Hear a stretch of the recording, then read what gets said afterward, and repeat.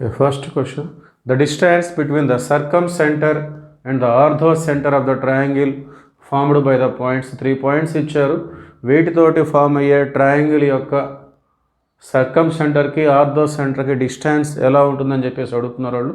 ముందుగా ఈ పాయింట్స్ తోటి ఎటువంటి ట్రయాంగిల్ ఫామ్ అవుతుందో మనం చెక్ చేసుకుందాం. ముందుగా AB square. So lens of sides మనం ఫైండ్ అవుట్ చేసుకోవాలి. AB square. సో ఇక్కడ 2 - 3 x1 - x2 అంటే 2 - 3 -1 -1 హోల్ స్క్వేర్ అంటే +1 1 - 2 -1 -1 హోల్ స్క్వేర్ అంటే +1 5 - 3 2 స్క్వేర్ అంటే 4. సో ఏబీ స్క్వేర్ అనేది మనకి 6గా వచ్చింది. అట్లానే బీసీ స్క్వేర్ 3 - 4 -1 -1 హోల్ స్క్వేర్ అంటే 1 2 - 0 2 స్క్వేర్ అంటే 4 3 - 4 -1 హోల్ స్క్వేర్ అంటే 1. సో ఇక్కడ కూడా 6. అట్లానే AC square. So 2 - 4 -2 -2 whole square అంటే 4 వస్తుంది. అట్లానే 1 - 0 1 స్క్వేర్ అంటే 1 వస్తుంది. 5 - 4 1 స్క్వేర్ అంటే 1 వస్తుంది. సో ఇక్కడ కూడా మనకి 6. Therefore AB square is equal to BC square is equal to CA square. That means AB is equal to BC is equal to CA. So all sides are equal. All sides equal ఉంటే ఆ triangle ఏమంటాం మనం? Equilateral triangle.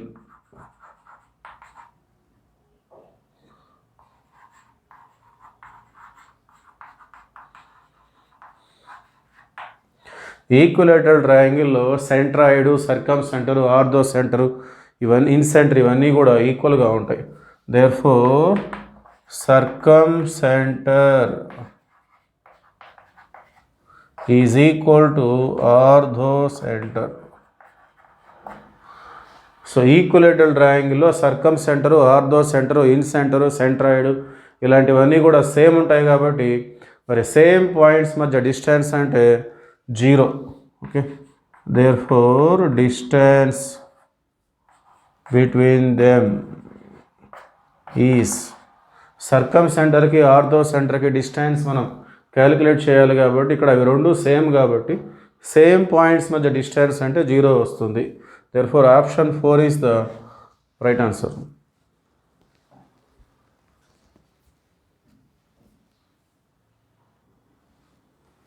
Second question. If the points 3 2 -4 5 4 k 9 8 -10 are collinear then k. So 3 points ఇచ్చారు. Collinear అంటే ఒకే line మీద ఉంటాయి. So వాటిని మనం x1 y1 z1 x2 y2 z2 x3 y3 z3గా తీసుకుందాం. సో రేషియో అనే ఫార్ములా మనం తీసుకున్నట్లయితే మనం ఈజీగా ఆ k వాల్యూ మనం కనుక్కోవచ్చు. రేషియో ఫార్ములా వచ్చేసి x1 - x2 = x2 - x3. Okay, ఈ విధంగా ఉంటుంది.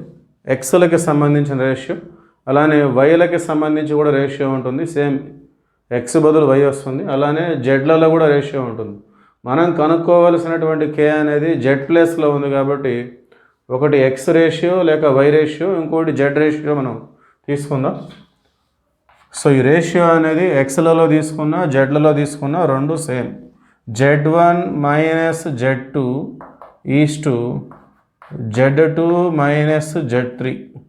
ఓకే, XY తీసుకోవచ్చు, XZ తీసుకోవచ్చు, YZ తీసుకోవచ్చు. ఓకే, సో మనకి K అనేది జెడ్ ప్లస్లో ఉంది కాబట్టి నేను XZ తీసుకున్నాను.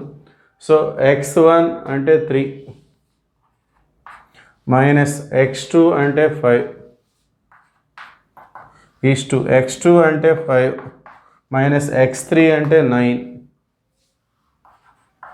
That is equal to z1 అంటే -4 -z2 అంటే k z2 అంటే k -z3 అంటే -10. ఆల్రెడీ అక్కడ formula minus into minus plus. So 3 - 5 -2 5 -9 -4. Ratio 2 అంటే ఇలానేగా రేషియో రాసుకుంటాం మనం. ఇక్కడ కూడా -4 k + 10. ఓకే, సో ఇక్కడ మైనస్ క్యాన్సిల్, 2 1 2 2 క్యాన్సిల్ అవుతుంది. సో ఇక్కడ 1 కాబట్టి 1 ఇంటూ కే ప్లస్ 10 అంటే కే ప్లస్ 10. ఇక్కడ 2 into -4 -8, 2 into -k -2k, -2k left side వస్తే 3k is equal to 10 right side వెళ్తే -10, already -8 -10 -18. Therefore k is equal to -6. 3 6 18 -6. Therefore option 3 is the right answer.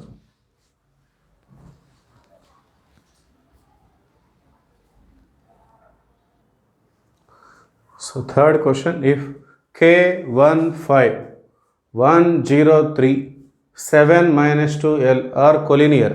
So ఈ 3 points collinear ఒకే line మీద ఉన్నాయి. ఇందులో KL అనే values మనం find out చేసుకోవాలి. So same ఇంతకుముందు సెకండ్ ప్రాబ్లంలో ఏదైతే ఫార్ములా మనం యూజ్ చేసామో ఈ 3 కొలీనియర్ పాయింట్స్ కాబట్టి వాటికి సంబంధించిన రేషియో అనేది ఈక్వల్గా ఉంటుంది. x1 - x2 is to x2 - x3 is equal to same వైలలో రిప్రజెంట్ చేస్తాం. y1 - y2 is to y2 - y3 is equal to z1 - z2 is to z2 - z3. Okay, XYZ మూడు కూడా తీసుకోవాలి, ఎందుకంటే ఇక్కడ k అనేది x ప్లేస్లో ఉంది, L అనేది z ప్లేస్లో ఉంది. సో మొత్తం తీసుకుంటేనే మనకి KL వాల్యూస్ వచ్చేస్తాయి.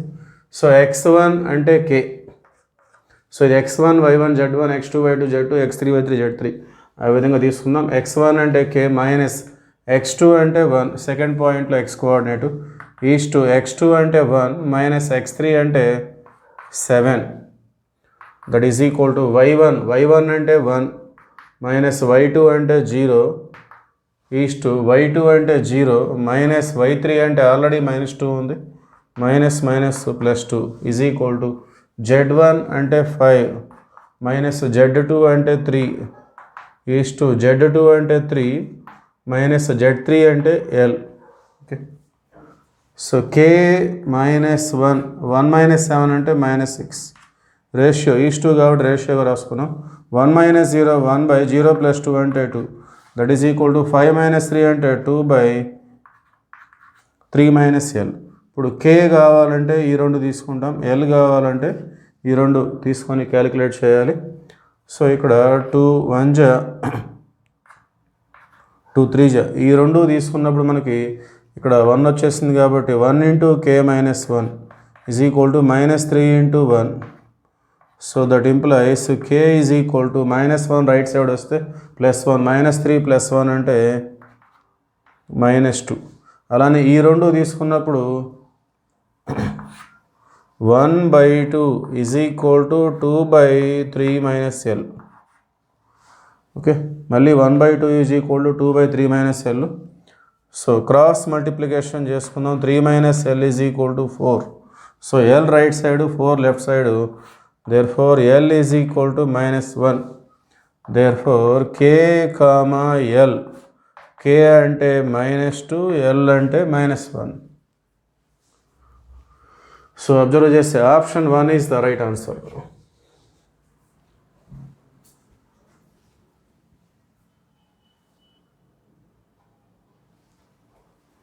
Okay, next, fourth problem. The locus of a point which is at a distance of 5 unit from 2 1 -3 is. Okay, so equation of locus కనుక్కోవాలి. locus point మనం P is equal to x y z గా తీసుకుందాం. Given పాయింట్ని ఏ అనుకుందాం, 2 1 -3. మన locus point ఈ point నుండి 5 units డిస్టెన్స్లో ఉందని చెప్పారు వాళ్ళు. So given PA is equal to 5. So దీన్ని సింప్లిఫై చేస్తే మనకు వచ్చేదే answer. PA² is equal to 5². PA² అంటే distance formula x -2 whole square plus y -1 whole square plus z +3, already minus ఉంది, -3 it is z minus into minus +3 whole square is equal to 5² అంటే 25. x -2 whole square అంటే a - b whole square formula x² -2 2 4x +4 y minus 1 whole square, y square minus 2x plus 1, z plus 3 whole square, z square plus 6z plus 9 minus 25 is equal to 0. So finally the locus is x square plus y square plus z square minus 4x sorry here minus 2y plus 6z. So remaining anta kuda constant. So 4 plus 1 5 9 14 minus 25. So minus 11 is equal to 0.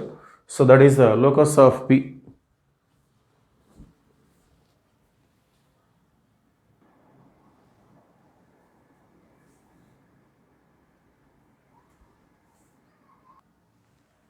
Okay, fifth question. The locus of a point which is at a distance of 2 units from YZ plane. మనం P అనే point యొక్క locus calculate చేసుకోవాలి. P అనే point YZ plane దగ్గర నుండి 2 units డిస్టెన్స్లో ఉంది అని చెప్పేసి అడుగుతున్నారు వాళ్ళు. సో మనం let P is equal to x YZ ఆ విధంగా తీసుకుందాం. Distance of P from YZ plane is equal to 2. YZ plane నుండి P అనే పాయింట్కి ఉన్న డిస్టెన్స్ వాళ్ళు 2గా ఇచ్చారు. మరి P అనే పాయింట్కి YZ ప్లేన్కి ఉన్న డిస్టెన్స్ అంటే it is nothing but mod x. P అనే పాయింట్ దగ్గర నుండి YZ ప్లేన్ అంటే మోడ్ ఎక్స్ తీసుకోవాలి, XZ అంటే మోడ్ వై తీసుకోవాలి, XZ అంటే మోడ్ వై. ఓకే, ఆ విధంగా YZ కాబట్టి మోడ్ ఎక్స్, XY అంటే మోడ్ Z, ఆ విధంగా తీసుకుంటాం మనం. So mod x is equal to 2. So ఈ మాడ్యులస్ తీసేస్తే మనకి plus or minus 2. So x is equal to 2 ఒకటి, x is equal to minus 2 ఒకటి. సో అవి లెఫ్ట్ సైడ్ వచ్చినట్లయితే x minus 2 is equal to 0, ఇంకొకటి x plus 2 is equal to 0. So ఈ రెండు కూడా మనం మల్టిప్లై చేసుకుంటాం. So a minus b into a plus b అంటే a square minus b square, x square minus 4 is equal to 0. Okay, so P అనే point నుండి YZ plane కొన్న distance అంటే మోడ్ ఎక్స్, P అనే పాయింట్ నుండి XZ plane అంటే mod why, P అనే point దగ్గర నుండి XY ప్లేన్ అంటే మోడ్ Z, ఆ విధంగా ఉంటుంది. సో మోడ్ ఎక్స్ 2 మోడ్లెస్ తీసేస్తే ప్లస్ ఆర్ మైనస్, ఒకసారి ప్లస్ 2 ఒకసారి minus 2. Finally the locus is x² - 4 is equal to 0. Option 1 is the right answer.